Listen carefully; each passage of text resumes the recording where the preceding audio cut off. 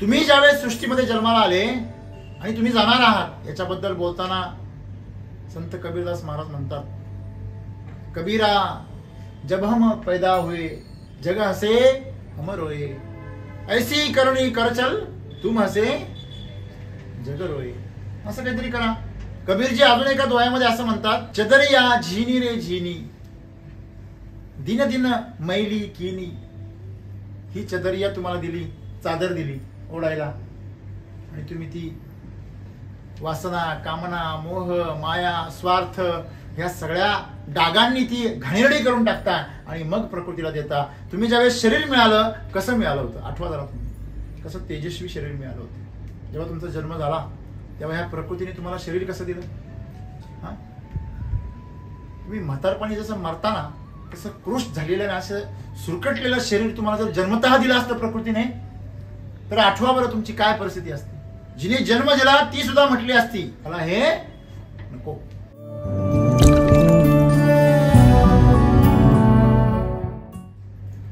मित्र हो, जेव्हा ही सृष्टी निर्माण झाली तेव्हा सर्वप्रथम पाण्यामध्ये जीव निर्माण झाले.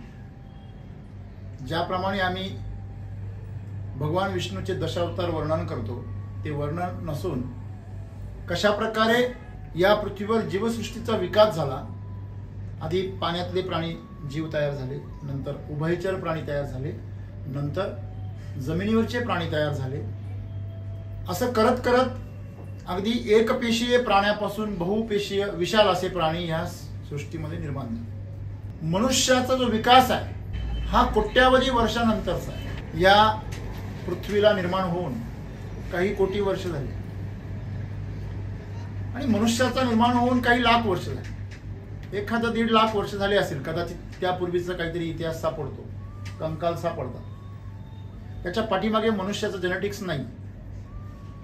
पण मनुष्य जो आहे तो उत्क्रांतीवादामध्ये असा एक धारणा आहे की तो वानर या प्रजातीपासून पुढे विकसित झाला. नर मधला वानर, वानर पासून नंतर नर तयार झाला. मग मनुष्याचा सर्वात जवळचा जर प्राणी म्हटला तर चिंपांजी म्हटला जातो, ज्याच्या डीएनए मध्ये आणि मनुष्याच्या डीएनए मध्ये 1.6% फरक आहे. 98.4% चिंपांजी हा माणूस आहे. त्याला आपल्यासारख्याच गोरिला, चिंपांजी, गोरिलाला आपल्यासारख्याच माणसासारख्या भावना पण आहे, त्याला ते सगळ्या वासना पण आहे. त्याला फक्त भाषा नाही, त्याची स्वतःची एक भाषा आहे. पण जशी मनुष्य स्पष्ट एखादी भाषा बोलतो तशी त्याच्याकडे भाषा नाही, त्याची बुद्धी थोडंसं फरक आहे. मग आता हे सर्व चर्चा कशा करताय की आज आपण पृथ्वीवर जर बघितलं, सृष्टीमध्ये बघितलं, ब्रह्मांडामध्ये बघितलं तर ही सृष्टी सगळी मनुष्य केंद्रित झालेली. म्हणजे नवे नवे असं वाटतं की ही सगळी सृष्टी फक्त मनुष्यासाठी निर्माण झालेली आहे, परंतु ते सरासर चूक आहे. कशावरून? मनुष्य नव्हता तेव्हा ही सृष्टी होती, सायंटिफिकली होती आणि आध्यात्मिक दृष्टिकोनातून सुद्धा होती. जिला आम्ही परमात्मा म्हणतो ती वस्तुतः व्यक्ती नाही, ती एक शक्ती आहे, ती एक ऊर्जा आहे. आता हे ज्ञान एवढं गूढ आहे की आम्ही जर त्याचा शोध घेण्याचा प्रयत्न केला तर आम्हाला वेळ लागू शकतो. आमच्या बुद्धीची क्षमता तेवढी तेजस्वी नाही. जसं एखाद्या छोट्या गॅजेटमध्ये तुम्ही जर हाय व्होल्टेज पॉवर जर सोडला तर ते गॅजेट जळून जात. तसं आहे, तुम्ही जर हे जे गूढ ज्ञान आहे हे गूढ ज्ञान उकलण्याचा प्रयत्न केला तर तुम्ही वैफल्यग्रस्त होऊ शकता. मी लहानपणी विचार करायचो की या डोंगराच्या पलीकडून सूर्य येतो, मग डोंगराच्या पलीकडे तो कुठं असेल. जेव्हा मी खूप लहान होतो, मला वाटतं प्रत्येक लहान मुलाला ही क्युरिओसिटी असते. जेव्हा डोंगरावर चढण्याचा योग आला तेव्हा पाहिलं पलीकडे पण असेच डोंगर आहे. मग नंतर जसं मोठा झालो तेव्हा कळलं की क्षितिज म्हणजे एक भासमान कक्षा आहे. दिशा सुद्धा ह्या फक्त मान्यतेवर आधारित आहे आणि मनुष्याला जन्मापूर्वीचं आणि मृत्यूनंतरचं कुठलंही ज्ञान नाही. सामान्य मनुष्याला, जे ज्ञानी आहेत, योगी आहेत, संत आहेत, त्यांना त्याचं ज्ञान आहे. जसं आम्ही असं म्हणतो की एखाद्या डॉक्टरला हृदयरोग तज्ञ असेल त्याला हृदयाचं पूर्ण ज्ञान आहे, अभ्यास आहे, ते टेक्निकल नॉलेज आहे. एखादा मेंदू रोग तज्ञ असेल त्याला मेंदूचं ज्ञान आहे. एखादा मेकॅनिक असेल गाडीचं त्याला इंजिनच्या प्रक्रियेचं नॉलेज आहे. तसं साधू संतांना जन्मापूर्वीचं, जन्मानंतरचं, मृत्यूनंतरचं ह्या दोन्हींचं ज्ञान आहे. त्या जगातलं त्यांच्याकडे आकलन आहे, अभ्यास आहे. पण त्यांनी ज्यावेळेस काही गोष्टी सांगितल्या, आम्ही त्यांचा आधार पकडून आम्ही आमच्या जीवनाची दिशा ठरवतो. ही ठरवत असताना आज आम्ही जर बघितलं जीवनाकडे, तर मनुष्याचं या सृष्टीमधलं स्थान काय. बघा, जंगलामध्ये तुम्ही जर गेलात तर सगळ्यांना जंगलात जावं असं वाटतं. श्रीमंत माणसं एक घर करून ठेवतात, फार्म हाऊस ज्याला आम्ही म्हणतो, शेतातलं घर. त्यांना कंटाळा येतो ह्या सगळ्या सिमेंटच्या जंगलांचा, आणि मग कुठेतरी शांतता हवी, ते पण शांततेच्या शोधामध्ये जातात. ती शांतता काय आहे?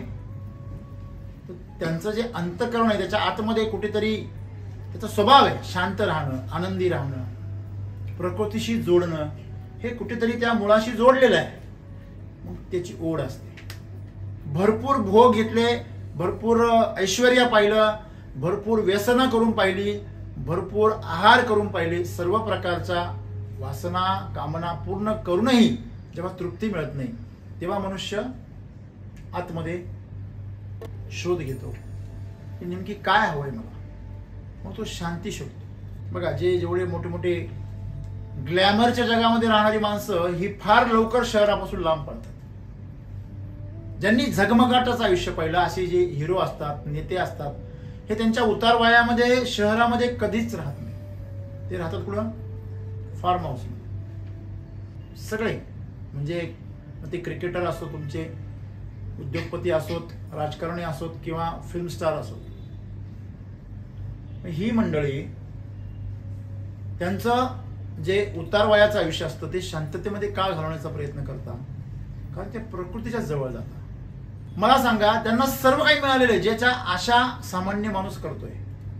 गाडी, बंगला, प्रसिद्धी, मोठेपणा, कौतुक, प्रशंसा, पुरस्कार, सगळं काही मिळालेलं असतं. पण तरी पण ती तृप्ती मिळत नाही. मग ती तृप्ती शोधण्यासाठी जंगलामध्ये जातात. ज्या जंगलामध्ये प्रकृती अतिशय काय आहे, सुंदर आहे. आणि तिथं गेल्यावर त्या जंगलामध्ये डोंगर फोडतात, झाडं तोडतात, तिथल्या जीवसृष्टीशी छेडछाड करतात आपल्याला हवी तशी. बघा, आज किल्ल्यांवर, समुद्र किनाऱ्यावर किंवा एखाद्या हिस्टॉरिकल प्लेसवरती, मोठमोठ्या धबधब्यांजवळ सगळीकडे ज्या ज्या ठिकाणी पर्यटन स्थळ आहे त्या त्या ठिकाणी फक्त घाण आणि घाण. मनुष्य फक्त घाण करतो. जिथं मनुष्याचा स्पर्श नाहीये तिथं निसर्ग बहरतो. आणि जिथं जिथं मनुष्याने आपलं वस्ती निर्माण केलेली आहे त्याच्या आजूबाजूला सर्वस्व काय झालेलं आहे, त्याने घाणेरडेपणा निर्माण केला. मग मनुष्य ह्या सृष्टीला नको आहे का? साधू संत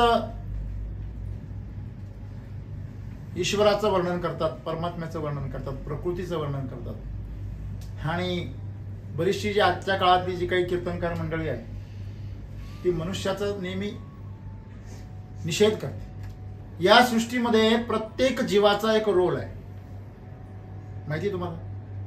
अगदी मुंगीपासून, अमिबापासून ते अगदी देव माशापर्यंत प्रत्येक जीवाचा एक भूमिका आहे, त्याला एक पात्र दिलेलं आहे. आणि त्याची भूमिका जर तुम्ही काढून टाकली तर त्या सृष्टीची जी संरचना आहे ती कोलमडते. तुम्हाला पाठीमागे मी कहाणी सांगितली होती की अमेरिकेच्या एका जंगलामध्ये, अभयारण्यामध्ये लांडगे संपले तर तिथलं जंगल संपलं होतं. लांडगे संपले म्हणून हरणं वाढले, हरणांनी सगळं वनस्पती सगळं खाऊन टाकले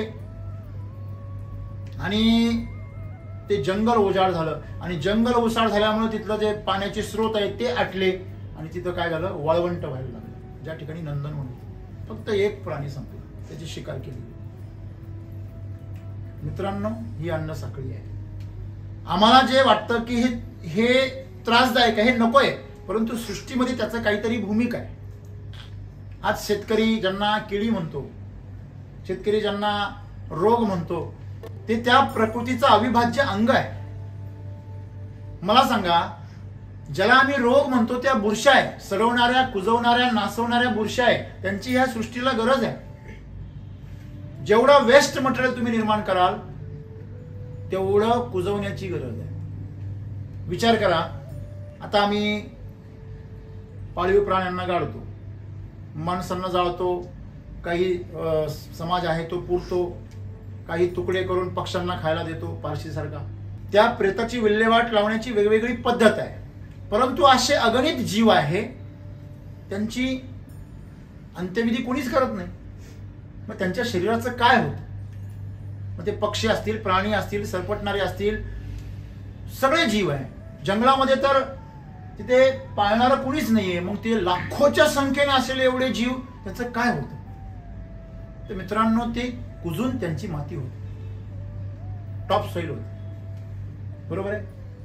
जर समजा हे कुजवणारे आणि सडवणारे जर प्राणीच नसतील, हे जीवच नसतील, तर काय होईल? सगळीकडे ढिगारे. आताही आपले आजोबा पंजोबा, खापर पंजोबा यांचा ढीग आलेला असता त्यांच्या प्रेतांचा, आणि सगळीकडे वास पसरलेला असता. जेव्हा महापूर येतो, भूकंप होतो, तेव्हा महामारी येते. ऐकलं असेल तुम्ही, सांगली भागामध्ये जेव्हा महापूर आला होता, प्रचंड मोठ्या संख्येने प्राणी मरतात, माणसं मरतात. कोरोनाच्या काळात देखील महामारी पसरली होती. म्हणजे महामारी म्हणजे काय? मोठ्या प्रमाणात ज्यावेळेस प्राणी, मनुष्य ज्यावेळेस मरतात, त्यांचे जे प्रेत असतात, त्याच्यामुळे जे ज्या प्रकारचे जीवाणू आणि विषाणू तयार होतात, ते निरोगी माणसाला सुद्धा मारतात, सडून त्याला सुद्धा रोग करतात, आजार करतात, त्यांचं प्राबल्य वाढतं. आज शेतकऱ्याच्या बाबतीमध्ये तेच होते. शेतकरी यांना रोग समजून यांना नष्ट करण्याच्या प्रयत्नामध्ये अन्न साखळी तोडतोय. मूळ समस्या ते रोग किंवा किडी नाहीये. मूळ समस्या तो निकृष्ट प्रकारची पिकं पिकवतो ही आहे. तो जर सडवण्याच्या लायकीचे पिकं जर पिकवले तर ते सडणारच आहे. कमजोर प्राणी जर निर्माण झाले तर ते मरणारच आहे आजारी होऊन. जसं एखादं बाळ कमजोर जन्माला येताना मरतं, एखादा मनुष्य वीक होतो, कमजोर होतो आणि मरतो. निसर्गाच्या दृष्टीने तुम्ही काही विशेष प्राणी नाहीये. मनुष्य हा देखील एक सामान्य प्राणी आहे. या सगळ्यांचा जसा रोल आहे प्रत्येक ठिकाणी, तसं माणसाचा काय रोल आहे? उलट माणूस नसला की प्रकृती चांगली राहते असं म्हणतात. हा झाला नकारात्मक विचार. परंतु आज सद्गुरू आम्हाला एक सकारात्मक विचार सांगताय की मनुष्याजवळ अचंबित करणारी अतुलनीय अशी शक्ती आहे, जो त्या येणाऱ्या आव्हानांचं सहज तोंड देऊ शकतो. फक्त त्यांनी त्याची शक्ती जी आहे, त्याची क्षमता आहे, तिचा त्याने वापर हा सर्व सृष्टीच्या कल्याणासाठी केला पाहिजे. आणि दुर्दैवाने मनुष्याला मिळालेली जी शक्ती आहे, मग ती शारीरिक असेल, बौद्धिक असेल, आत्मिक असेल, त्या शक्तींचा वापर मनुष्य विध्वंसासाठी करतोय, लोभासाठी करतोय, भोगासाठी करतोय, संचयासाठी करतोय, जो एक पागलपणा आहे. आम्ही शेत चिल्लेला मूर्ख का म्हणतो? झोपेत असताना आजूबाजूला सगळे मडके बनवून ठेवलेले, आणि झोपेमध्ये तो दिवा स्वप्न बघतो आणि राजा झालेला बघतो, आणि सेवकाला ऑर्डर देतो, कोण आहे रे तिकडे, चला ज्यूस घेऊन या. आणि मग ज्यूस चांगला लागला नाही म्हणून त्याला लात मारतो, आणि अख्खे मडके, ज्याच्या जीवावर तो राजा होऊ शकला असता, थोडंफार चांगलं काहीतरी जीवन जगू शकला असता, ते मडके सगळे उतरण फोडून टाकतो. तो ज्या फांदीवर जातो, बसतो, त्या फांदीला तो झाडाच्या बाजूने तोडतो. म्हणजे त्याने जर फांदी तोडली, ती जर तुटली, तर त्या फांदी सगळं कुठे येणार आहे? जमिनीवरून त्याचा कपाळ मोक्ष होणार आहे. म्हणून त्याला शेकचिल्ले असं म्हणतात. शेकचिल्ले म्हणजे तो स्वतःचाच दुश्मन आहे, स्वतःसाठी खड्डा खोदतोय, स्वतःसाठी मृत्यूची व्यवस्था करतोय. आजचा मनुष्य काय वेगळं करतोय? रासायनिक शेती करून त्याने मातीचा नाश केला, प्राण्यांचा नाश केला, सगळीकडे रोगराई पसरवली, आणि आता स्वतःही रोगग्रस्त झालेला आहे. जसं 30-40 वर्षापूर्वी निरोगी माणसं बघायला मिळायची, आता आजकाल बघायला मिळत नाही. कंप्लेंट नाही असा माणूस नाही, त्याच्या शरीराची तक्रार नाही असा माणूस नाही. महत्वाची गोष्ट म्हणजे मनुष्याकडे जी शक्ती आहे बुद्धीची, तिच्या जोरावर त्याने सर्व प्रकृतीचं काय करायला पाहिजे? सौंदर्य वाढवायला पाहिजे. आणि हे जे चित्र आपण जर बघायला गेलो तर तुम्हाला परदेशामध्ये हे मोठ्या प्रमाणामध्ये बघायला मिळतं. जपान, जर्मनी, अमेरिका असेल, ऑस्ट्रेलिया असेल, या देशामध्ये तुम्ही जर बघितलं तर हे भौतिक जीवनामध्ये मनुष्याने काय करायला हवं, तर त्या ठिकाणी त्यांनी जीवसृष्टीचा मदत करून त्यांनी मोठ्या प्रमाणामध्ये सुंदर आणि असं व्यवस्थित असं एक व्यवस्थापन निर्माण केलंय, जिथे अस्वच्छता नाहीये, जिथे व्यवस्थितपणा आहे, प्रकृतीची काळजी घेतलेली आहे. आम्ही आमच्याकडं गाजराची मुळी तोडावी अशा प्रकारे खाण्यासाठी अशा प्रकारे वडाची झाडं, मोठमोठी झाडं अशी रस्त्याच्या कडेला आली की अशी कत्तल केली जाते. पण अमेरिकेसारख्या देशाला त्याचं महत्व कळालं, ते वडाचं झाड मुळात सगळं उपटून कुठेतरी लावतात, कारण त्याला बनण्यासाठी शेकडो वर्ष लागले. मित्रांनो, जेवढं महत्व मनुष्याच्या जीवनाला आहे तेवढं महत्व प्रत्येक जीवाला आहे. हे जेव्हा मनुष्याला कळेल तेव्हा तो खऱ्या अर्थाने स्वतःचं जीवन आनंदी करू शकतो, ही सृष्टी सुंदर करू शकतो.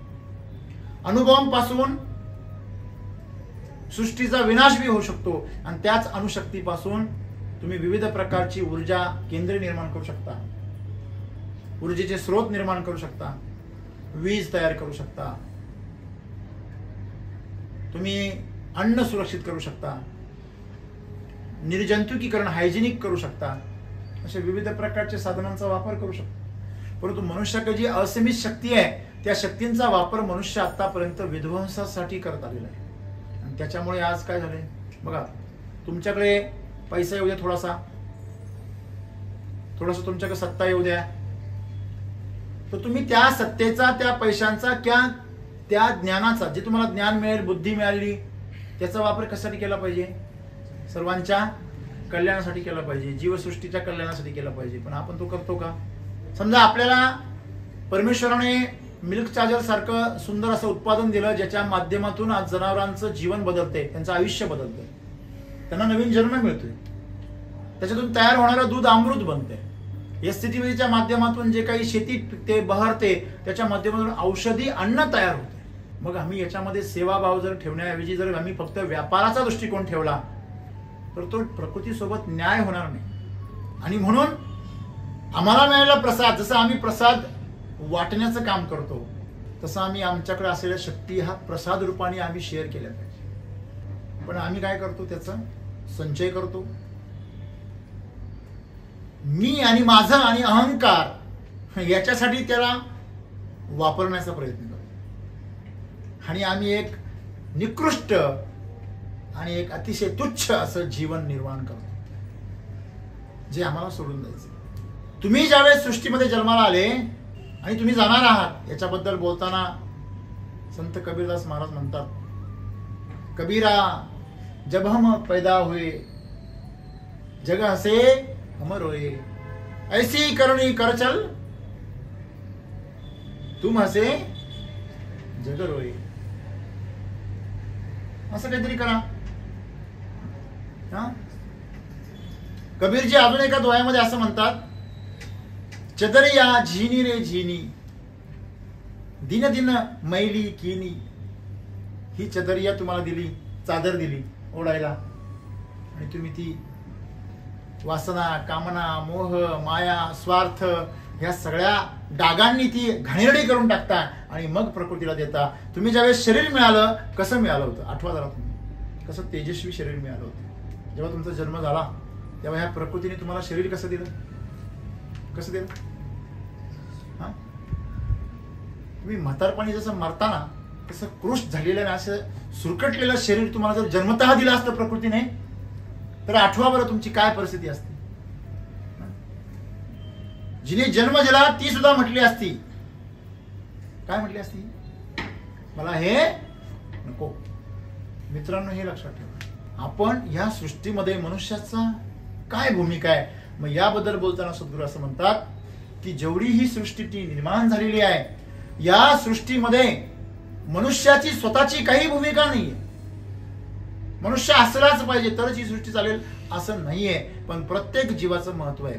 असं म्हणतात, मधमाशी जर गायब झाली तर 2 वर्षामध्ये अन्न नाही मिळणार खायला. तिथे 18 महिन्यातच म्हटले, मी आणखी वाढवले थोडेसे 6, कारण आता लोकांनी स्टोरेज करायला सुरुवात केली ना, त्याचे 6 महिने. म्हणजे 18 महिन्यामध्ये ह्या सृष्टीवर असलेला अन्न साठा संपून जाईल सगळा. फक्त काय नसल्याने? मधमाशी. जमिनीमध्ये जर गांडुळं निर्माण नाही झाली तर 5 वर्षामध्ये जमीन पूर्णपणे नापीक होऊन जाईल. प्रत्येक जीवाचं महत्व काय बघा ना. तो म्हणतो शाळेमध्ये गांडूळ हा शेतकऱ्याचा मित्र आहे आणि शेतकरी हा गांडुळाचा, असं पण एक घ्यायला पाहिजे पुढचं वाक्य परीक्षेमध्ये घ्यायला पाहिजे सर. शत्रू आहे रे, शत्रू. म्हणजे आपल्याला मिळालेल्या शक्तींचा वापर काय केला त्याने? चुकीचा वापर केला. आणि या गांडुळाच्या नंतरचा जो शेवटचा मृत्यू कोणाचा आहे? स्वतः शेतकऱ्याचा आहे. आणि होतोय, सुरू झालेला आहे. नापिकीमुळे आत्महत्या करणं असेल किंवा आजार होऊन किंवा विषांचा बाधा होऊन मरणं असेल, या दोन्ही गोष्टी एकच आहे. आणि म्हणून आम्ही लक्षात ठेवलं पाहिजे. कुणीतरी एका जणांनी त्या युपीच्या भैयांनी प्रयोग करून दाखवला. युरिया, डीएपी, पोटॅश जर एकत्र केलं, जर ते म्हणजे पाण्यामध्ये, कशामध्ये पाण्यामध्ये जर विरघळवलं तर त्याचं पेट्रोकेमिकल बनतं, पेटतं ते. मग याच्यातून असा शोध लावू नका चला आता पुढे काही पेटवायला नसेल तर हेच पेटू. त्यांनी तुमची जमीन पेटलीये, पिकं पेटले ते पहा. आणि ते चारा खाणारे जनावर आणि माणसं सुद्धा पेटले. हे ऍसिडिटी काय आहे? ऍसिडिटी काय आहे? दुसरं ऍसिडिटी म्हणजे आग आहे आतमध्ये, तुमच्या आतमध्ये पेटलेली, जी तुम्हाला आतून जाळते. आणि म्हणून सद्गुरूंना सांगावं लागलं, या सृष्टीमध्ये मनुष्य नावाचा जो प्राणी आहे ना, तो सर्वात श्रेष्ठ आहे. आणि त्याच्याकडे जी शक्ती आहे ना, ती ह्या सगळ्या आव्हानांना पेलण्यासाठी प्रचंड शक्ती आहे. तिच्या मदतीने तो सर्वांचं जीवन सुखी करू शकतो. याच्यातून आम्हाला हे कळतं, या प्रकृतीने, या परमात्म्याने मनुष्य नावाचा जीव यासाठी तयार केला, ही सर्व सृष्टी ती व्यवस्थित तो चालवेल. परमेश्वराने सृष्टी नावाचं एक गाडी तयार केली, एक वाहन तयार केलं आणि त्याला ड्रायव्हर म्हणून त्याने मनुष्याला नेमलेलं आहे. मनुष्य हे विसरला आणि ती गाडी तो दरीत घेऊन चालला, खोल दरीकडे. ती गाडी तो अशा रस्त्यांना चालवतो की तिचे टायर फुटून जातात. मनमानीप्रमाणे तो त्याचा कारभार करतो. आणि म्हणून आज सद्गुरूंना ही आठवण करून द्यावी लागली की बाबांनो, तुम्ही मनुष्य म्हणून जन्माला आलात ना, तुम्ही या सृष्टीमधले सर्वात उत्कृष्ट असे प्राणी आहात. मनुष्यापेक्षा श्रेष्ठ प्राणी नाही कोणी. तो स्वतःमध्ये देव निर्माण करू शकतो, प्रकृतीचा चालक बनू शकतो. भगवान श्रीकृष्ण म्हणतात गीतेमध्ये, ही सृष्टी सगळी मी चालवतो, सगळ्यांना जन्माला मी घालतो, सगळ्यांचा मृत्यू सुद्धा मीच घडवून आणतो. हा जो मी आहे ना, तो प्रत्येकामध्ये आहे. फक्त असं आहे की भगवान श्रीकृष्ण सृष्टी चालवतो आणि आमच्यातला मी आहे, आमचं घर चालवतो, एवढाच फरक आहे. अंश रूपाने आम्ही परमात्मा आहोत. म्हणून आम्ही अंशापुरतच जगायचं का? नाही, स्वतःला विकसित करायचं. आणि ते विकसित करत असताना जे आम्हाला पिंडामध्ये दिसतं ते ब्रह्मांडात बघायचं.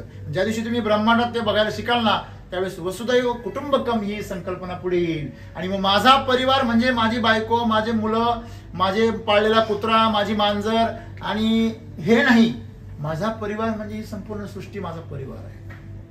आणि म्हणून सद्गुरू म्हणता की तुमच्या ती जी शक्ती आहे ना मनुष्याची, तिने ही संपूर्ण सृष्टी सुंदर झाली पाहिजे, व्यवस्थित झाली पाहिजे. आणि ती क्षमता प्रत्येक मनुष्यामध्ये. आता फक्त प्रश्न असा आहे की मोहरीच्या दाण्या एवढं बी आहे आणि त्याच्यापासून वटवृक्ष तयार होणार आहे. तो होण्यासाठी कालावधी लागतो, संयम लागतो, चिकाटी लागती, टिकून राहावं लागतं, स्वतःला गाडून घ्यावं लागतं मातीमध्ये. आणि मग जो गाडून घेईल त्याचा वटवृक्ष झाल्याशिवाय राहत नाही. तुमच्या प्रत्येकामध्ये वटवृक्ष होण्याची क्षमता आहे. तुम्ही प्रत्येक जण परमात्मा होऊ शकता. फक्त समस्या कुठे आहे? तुम्ही तुमच्या शक्ती ज्या आहे, जे तुमच्याकडे जे काही शक्ती आहे तुमच्याकडे, समजा आपण जसं म्हणतो की सायकलमध्ये 0 हॉर्स पॉवर आहे, तुम्ही दिलं तर पॉवर आहे, नाही तर पॉवरच नाही. ठीक आहे. मोटरसायकलमध्ये मग आपण म्हणतो की ही 5 HP ची आहे का 10 HP ची, आपण मोटर म्हणतो ना विहिरीवरती. तशा प्रकारे प्रत्येक गाडीची HP असते, पॉवर असतो, हॉर्स पॉवर असतो, त्याप्रमाणे तिची शक्ती असते. तसं आमच्यात पण आहे. मनुष्यामध्ये ही क्षमता आहे की तो त्याचा हॉर्स पॉवर वाढू शकतो, त्याची क्षमता वाढू शकतो, किती पण. शस्त्रांच्या, अस्त्रांच्या आणि यंत्रांच्या मदतीने तो स्वतःची शक्ती अगणित करू शकतो. सर एखाद्याकडे सायकल आहे, त्याची गती 10 किलोमीटरची आहे, सायकल पण नाही, त्याची गती 5-6 किलोमीटरची आहे तासाला. कळतंय तुम्हाला? मोटरसायकल घेतली तर गती वाढली, कार घेतली तर, रॉकेट घेतलं तर, म्हणजे तो जसजसं साधन बदलू शकतो तशी सुविधा इतर प्राण्यांना नाही. आणि म्हणून मनुष्याकडे जी शक्ती आहे बुद्धीची, शरीराची आणि मनाची, ह्या शक्तीच्या द्वारे त्यांनी ह्या सृष्टीचं काय केलं पाहिजे? कल्याण केलं पाहिजे. परंतु आज मनुष्य काय करतोय? परमेश्वराचा अंश आहे ना, मग तो अंश जन्माला येतो आणि निर्वंश होऊन मरतो. होतो ना.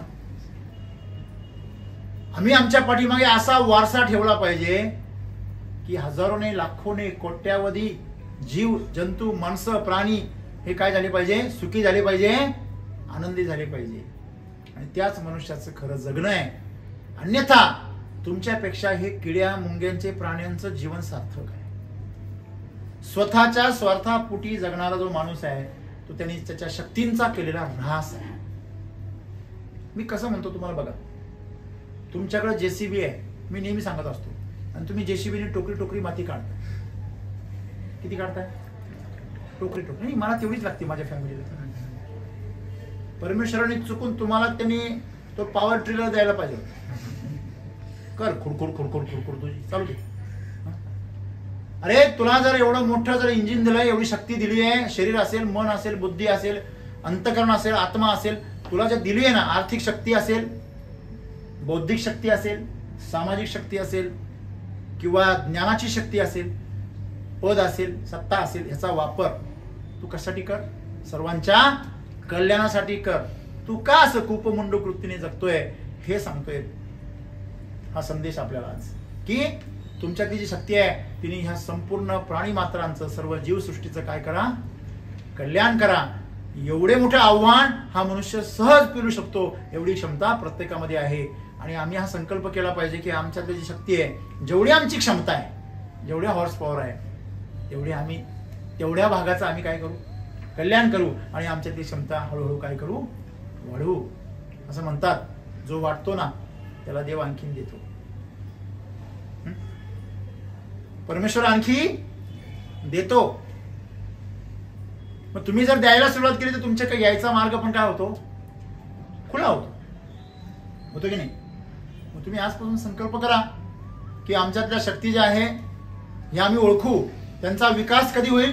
जर तुम्ही त्यांचा कल्याणासाठी वापर केला तर. आणि तुम्ही जर त्याचा स्वार्थासाठी वापर केला तर त्या शक्ती काय होतात? कुंठित होतात. काय होतात? एखादा क्रिकेटर म्हणला आणि मी माझ्यासाठीच खेळेल, मी फक्त माझ्यासाठीच खेळेल, तो गावाच्या बाहेर जाणार नाही. आणि तो जर गावासाठी खेळायला लागला तर तो तालुक्यात जाईल, तो तालुक्यासाठी खेळायला लागला तो जिल्ह्यात जाईल, जिल्ह्यासाठी खेळायला लागला तो राज्यात जाईल, राज्यासाठी खेळायला लागला तो देशात जाईल, आणि देशासाठी खेळायला लागला तर एक दिवस तो वर्ल्डच्या टीम मध्ये पण येईल. एखादा कलाकार म्हटला ही कला फक्त माझ्यापुरती आहे, तर तो गावातच राहील. हे शक्तीच आहे ना. एखादा एकदम शार्प शूटर आहे, तो जर म्हणला हे फक्त माझ्या मनोरंजनासाठी आहे, त्याची ती शक्ती देशाच्या उपयोगाला पण येऊ शकते. समजा मी जर म्हटलो असतो की मला शेतीबद्दल तळमळ आहे, मी माझीच शेती करेल, तर तुम्ही मला सांगा तुम्हाला ते किती शहाणपणाचं वाटतं. आणि म्हणून आम्ही सर्वांनी हे लक्षात ठेवलं पाहिजे, आमच्याकडे असलेल्या शक्तीचा वापर आम्ही संपूर्ण या विश्वाचं कल्याण करण्यासाठी वापरण्याचा प्रयत्न केला पाहिजे. आणि ती जसं आम्ही वापर करू तसंच तिचा विकास होईल आणि अद्भुत शक्ती तुमच्यामध्ये निर्माण होईल, जेणेकरून तुम्ही या जगाचं कल्याण करू शकता. धन्यवाद.